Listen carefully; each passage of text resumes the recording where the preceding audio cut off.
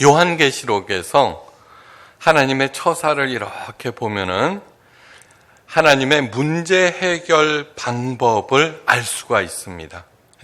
굉장히 중요합니다. 지난번에도 한번 말씀드렸습니다. 로마서 11장 22절에 그러므로 하나님의 인자하심과 준엄하심을 보라.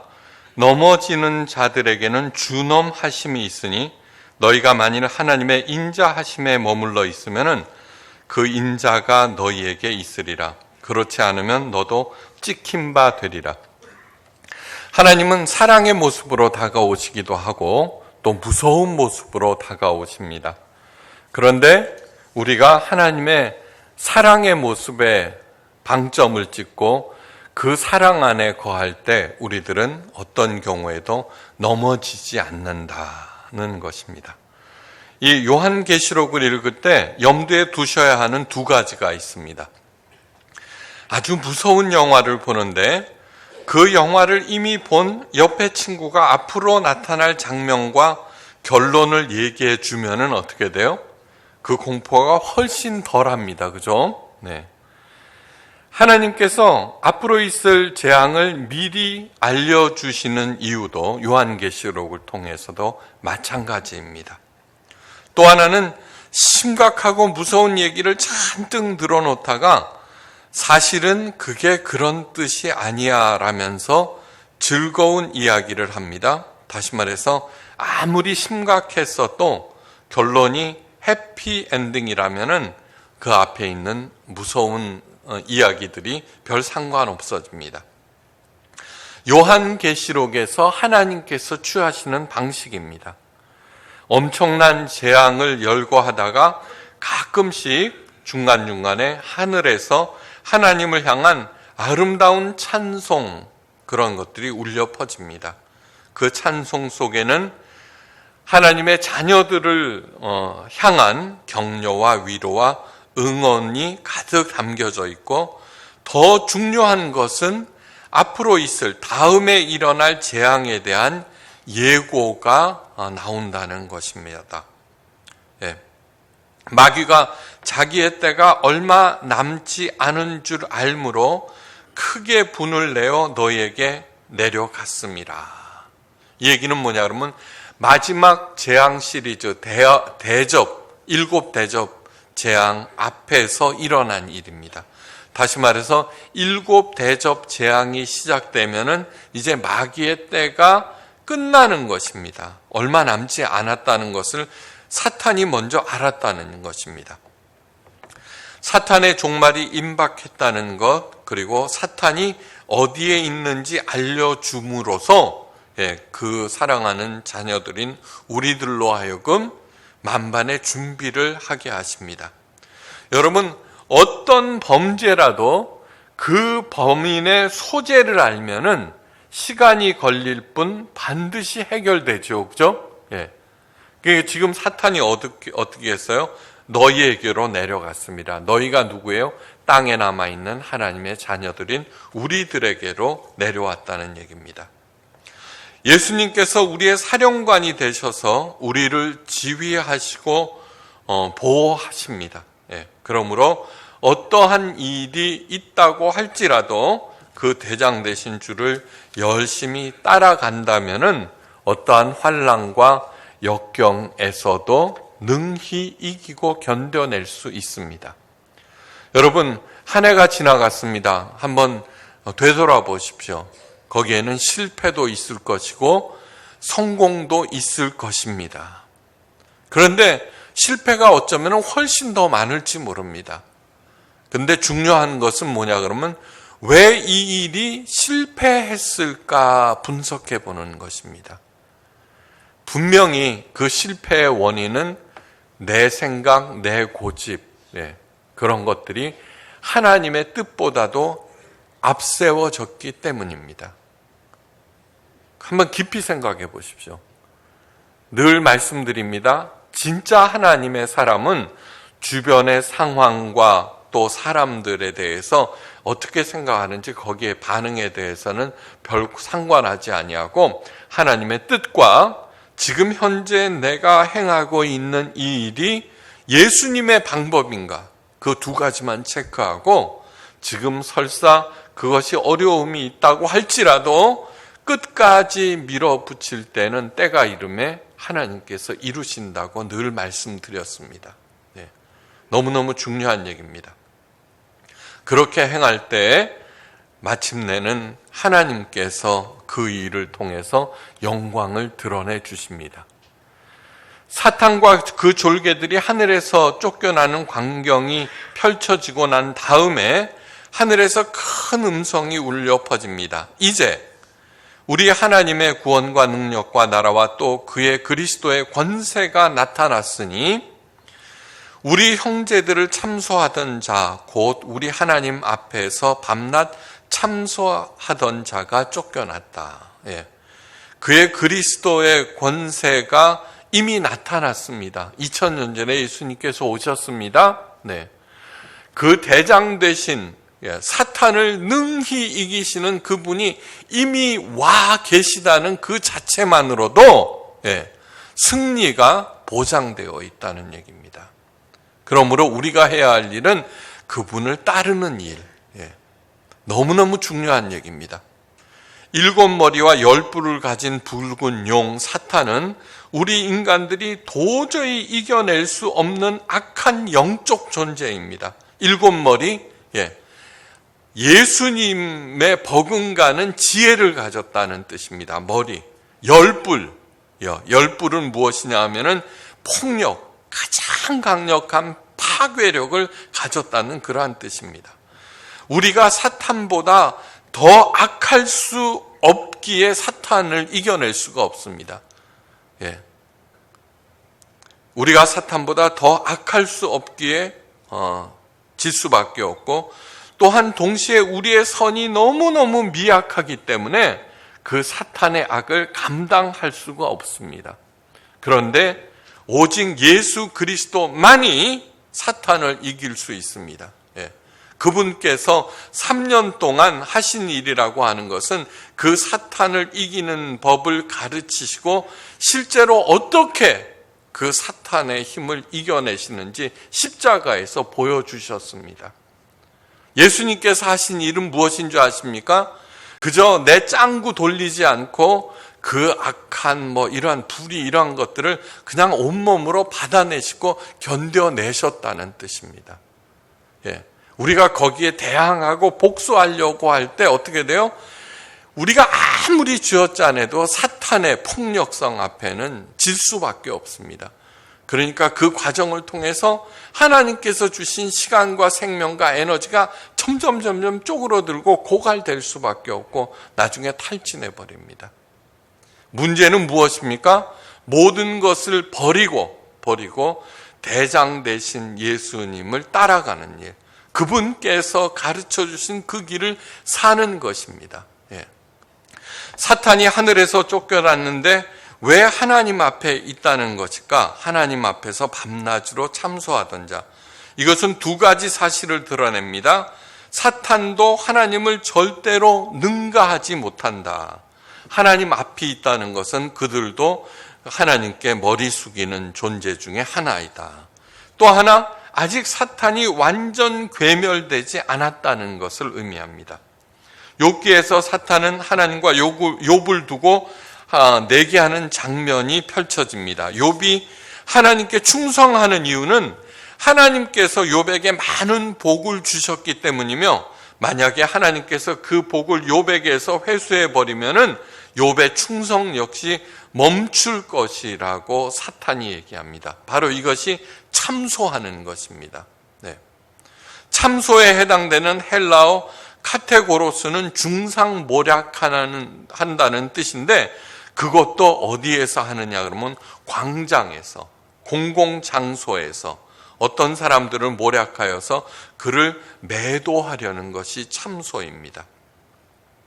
우리들은 살아가면서 어떤 사람들의 잘못을 남에게 알리고자 하는 경우가 종종 있습니다. 그때 많은 고민을 합니다. 그렇게 해야 될 것이냐. 그때 기준이 있습니다. 그 사람을 해할 의도가 내 안에 있느냐. 만약에 있습니까? 개 골탕 한번 먹여야 돼. 그렇게 하는 경우에는 어떤 경우에도 멈춰야 합니다. 만약에 그러한 마음을 누가 준 거예요? 예수님이 주실 리가 없잖아요. 사탄이 준 거거든요. 그러므로 만약에 남을 해야 할 마음이 요만침이라도 있으면 그것을 실행하는 즉시 어떻게 돼요? 나는 사탄의 하수로 전락해 버리는 것입니다. 여러 가지 얘기가 나옵니다. 뒤에서. 사도 바울은 말세에 고통당하는 때에 사람들의 행태를 길게 나열했습니다. 자기를 사랑하며 돈을 사랑하며 자랑하며 교만하며 비방하며 부모를 거역하며 감사하지 아니하며 거룩하지 아니하며 무정하며 원통함을 풀지 아니하며 모함하며 절제하지 못하며 싸나우며 선한 것을 좋아하지 아니하며 배신하며 조급하며 자만하며 쾌락 사랑하기를 하나님을 사랑하는 것보다 더하니라. 디모데후서 3장 2절에서 4절. 이 모든 것들이 무엇이냐 하면은 참소자 사탄에게 내가 미혹을 당했다는 증거.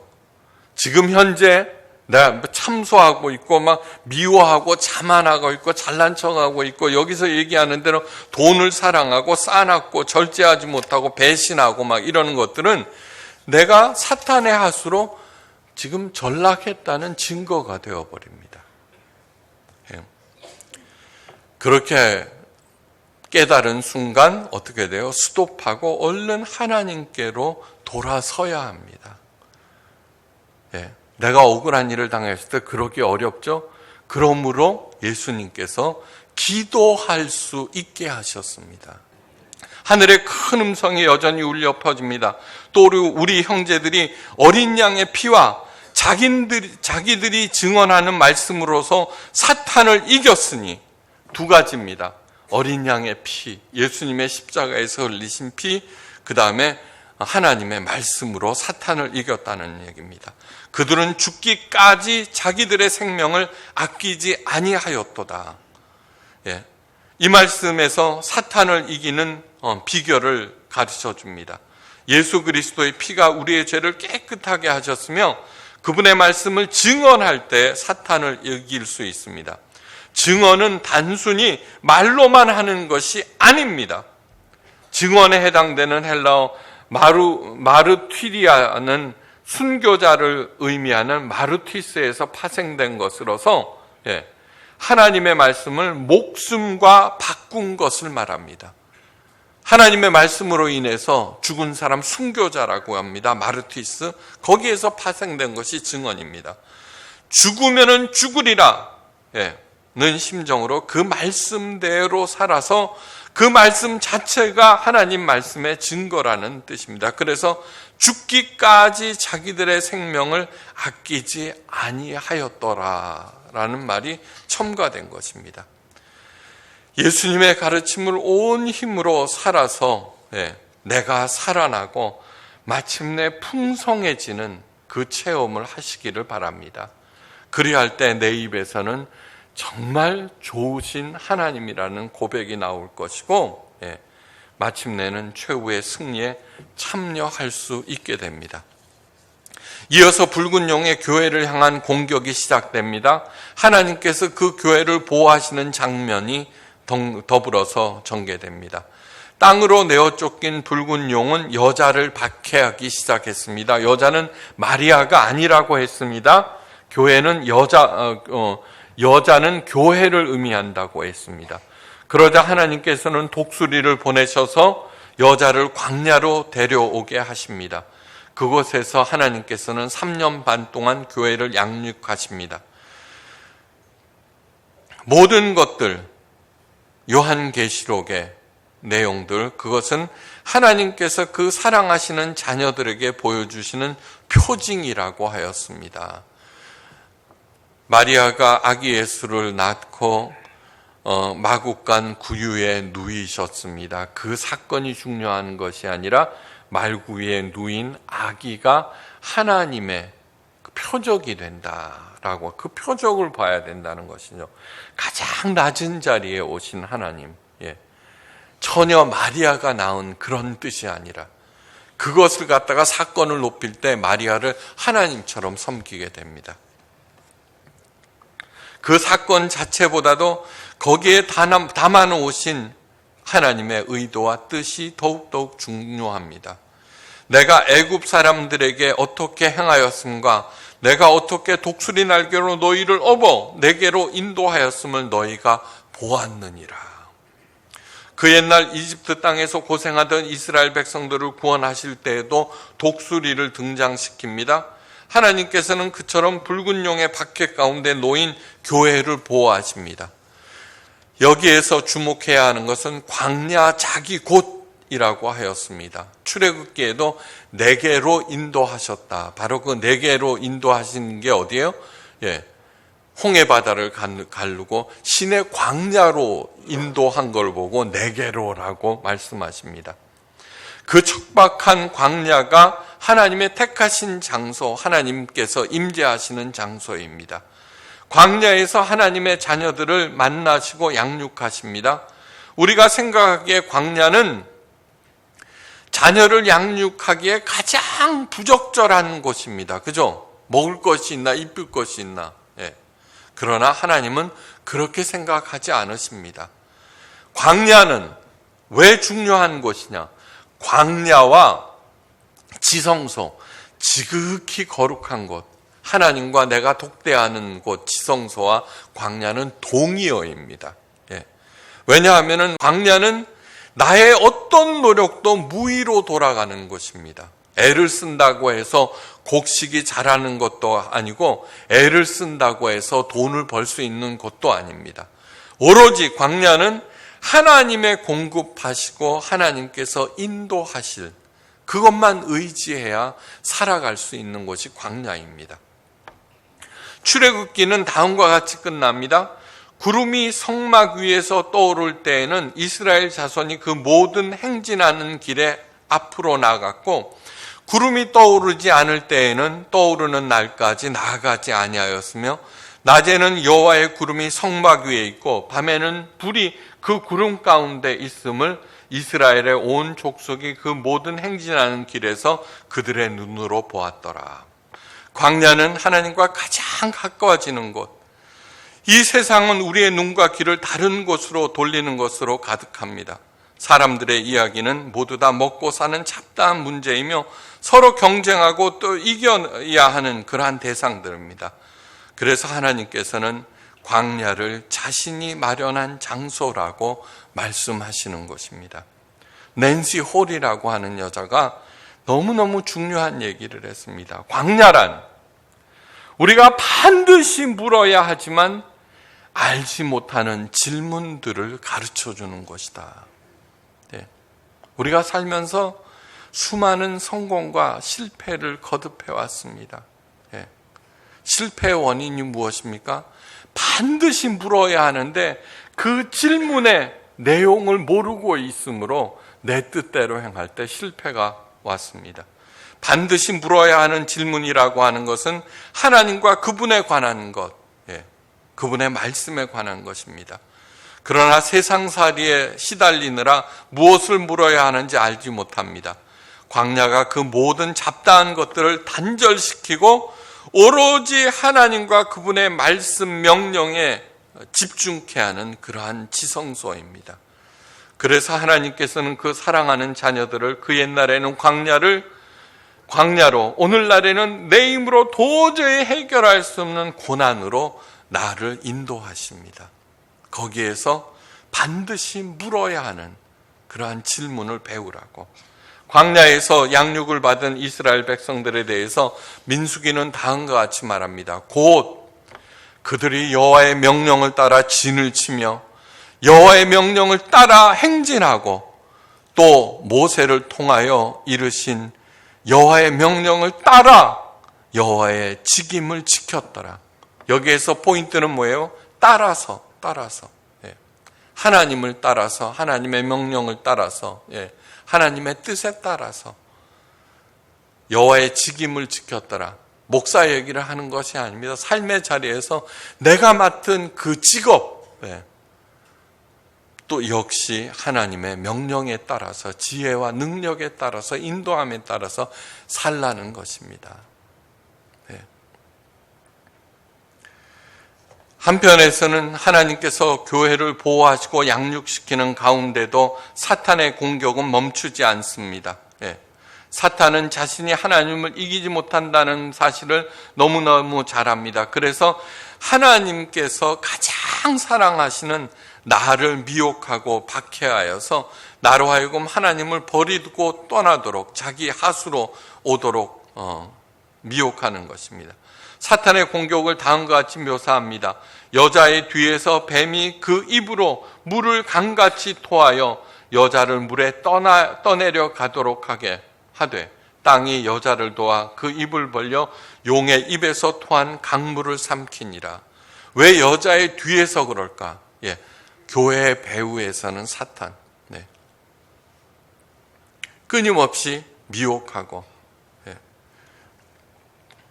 사탄의 집요한 공격과 하나님의 전방위적인 보호를 말합니다. 하나님은 교회가 무너지면 사회도 무너진다는 것을 너무너무 잘 아십니다.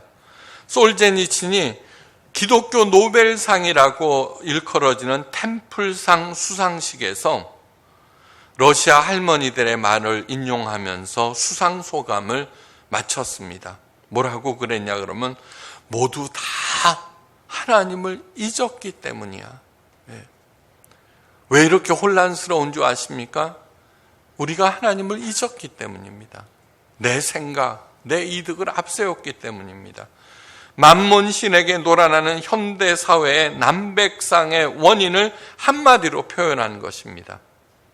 하나님의 뜻을 안다는 것, 그건 뭐냐 하면 전도봉사, 헌금, 교회 일을 열심히 하라는 그런 뜻이 아닙니다.